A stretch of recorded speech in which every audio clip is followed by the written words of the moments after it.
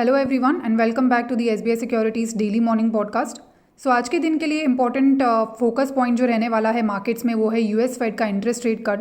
सो कल के दिन यूएस फेड ने 25 बेसिस पॉइंट से इंटरेस्ट रेट कट किया है which was widely on the expected lines.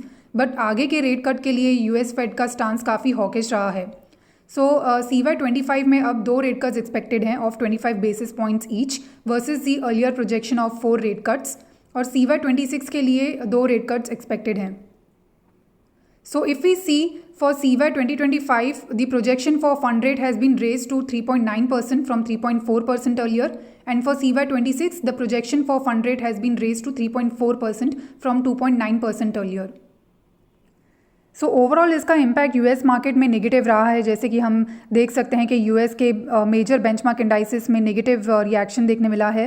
तो इसकी वजह से एशियन मार्केट्स भी अभी करंटली नेगेटिव ट्रेंड्स शो कर रहे हैं। तो आज के दिन इंडियन मार्केट्स की ओपनिंग भी गैप डाउन रह सकती है। अब इसके साथ हम फोकस करते हैं उन स्टॉक्स के ऊपर जो आज के दिन में एक्शन में रहेंगे due to the news related development. So सबसे पहला स्टॉक है इंटरैक्ट बिल्डिंग प्रोडक्ट्स। कंपनी ने जिंदल स्टील एंड पावर के साथ स्ट्रैटेजिक पार्टनरशिप अनाउंस किया है, जहां कंपनी स्टील को प्रेफर्ड मटेरियल यूज़ करेगी for multi storey buildings, data centres and heavy structures. So positive है for Interarch building products.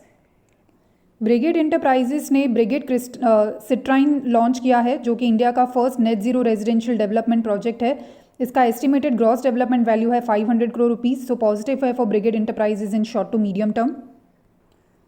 Doms Industries भी फोकस में रहेगी एज स्टेशनरी कंपनी फिला ने 4.57% का स्टेक कट करने का अनाउंसमेंट किया है। तो इसके साथ ये प्लेसमेंट कंप्लीट होने के बाद फिला का स्टेक कंपनी में 26.01% रह जाएगा फ्रॉम 30.58% एट प्रेजेंट। सो ये डॉम्स इंडस्ट्रीज़ के लिए नेगेटिव रह सकता है। गुलशन पॉल्यूल्स को उसके असम प्लांट के लिए प्रोडक्शन लिंक्ड इंसेंटिव मिला है off ₹2 per litre of bioethanol initially for 3 years। ये फैसिलिटी का टोटल प्रोडक्शन कैपेसिटी है 250 KLPD। सो गुलशन पॉल्यूल्स के लिए ये शॉर्ट टू मीडियम टर्म के लिए पॉजिटिव डेवलपमेंट है। बोरोसिल रिन्यूएबल्स के बोर्ड ने कंपनी के प्रोडक्शन कैपेसिटी को 500 टन्स पर डे से बढ़ाने के लिए अप्रूवल दे दिया है, जिसका एस्टिमेटेड कॉस्ट रहेगा 675 करोड़ रुपीज़। इसके साथ कंपनी ने 450 करोड़ का राइट्स इशू कैंसिल कर दिया है, और इसके जगह कंपनी अब 600 करोड़ का प्रेफरेंशियल इशू करेगी of equity shares and 100 crore rupees का वारंट्स इशू करेगी। सो ओवरऑल ये मीडियम टर्म के लिए बोरोसिल रिन्यूएबल्स के लिए पॉजिटिव है। अब हम फोकस करते हैं अदर डेटा पॉइंट्स पर। सो अगर हम बात करें ब्रेंट क्रूड ऑयल प्राइस की, तो ब्रेंट क्रूड ऑयल प्राइस में कल 0.3% की गिरावट देखने मिली है। So the Brent crude oil has settled at around $73 per barrel। Due to the hawkish comments from US Fed, the US 2-year bond yield has spiked to 4.34% and US 10-year bond yield has spiked to 4.5%। इसी का reaction हमें US के dollar index में भी देखने मिला है, which has strengthen to 108 levels for the same reason.